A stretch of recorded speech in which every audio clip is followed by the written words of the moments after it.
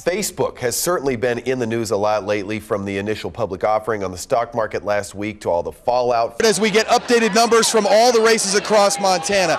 Now, a lot of these races are very close, expected to go into the night. With the collective bargaining agreement now finalized, today marked the first time that both the Seahawks and their fans Across our state and in Colorado, of course, a big decision coming up at the Supreme Court in Washington, D.C. later today as well. Played through the pain in a dramatic comeback, which should add a little juice to the home crowd here at this. hoping to see Seattle's new offense move the ball and put points on the board. Folk with who are on the front lines of that battle say that they're gaining ground here in Montana. The team acknowledged the fact that they're all feeling the squeeze thanks to the shortened training camp. Address this crowd. Now, I do want to show you something.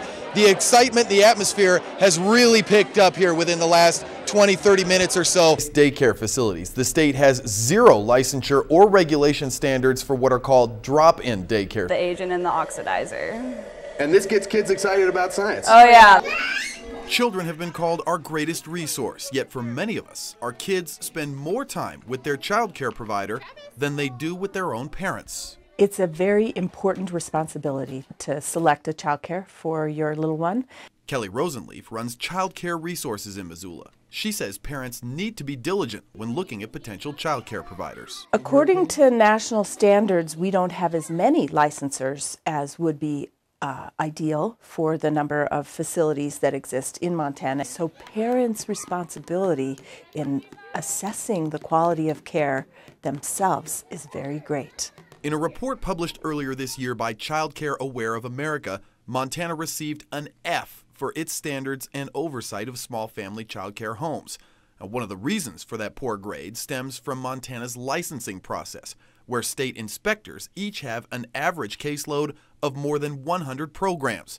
For instance, Missoula has 2 people responsible for inspecting and monitoring daycare facilities in Missoula, Mineral, Granite, and Ravalli counties. That's a tough job. I mean, that's probably a job of 8 licensing inspectors. Kelly Klaus runs the Spirit at Play early childhood program in Missoula. She agrees that state child care regulators are stretched too thin. I think they do a fantastic job. I just wish there were more of them.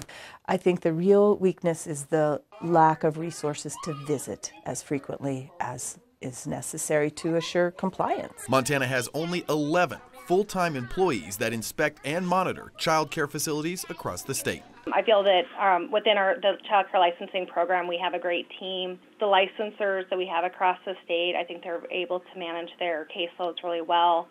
And so overall, I think they do a good job. Getz, however, admits that given her limited staff, it's not realistic that every child care facility in the state will see an inspector every year, which is why the onus ultimately falls on parents to make sure their kids are in the right place. Children are very vulnerable.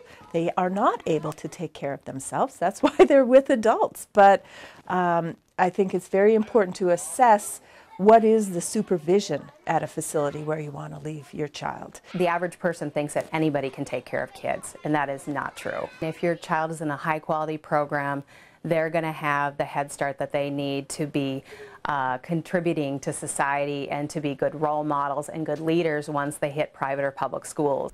It's important to keep in mind that Montana only regulates enrollment-based daycare facilities. The state has zero licensure or regulation standards for what are called drop-in daycare centers.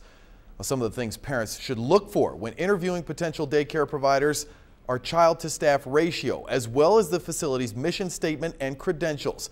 It's also a good idea to visit a variety of daycare centers when searching for a provider, and to ask lots of questions about the activities and child care strategies that provider uses. On special assignment, Phil Buck, NTN News.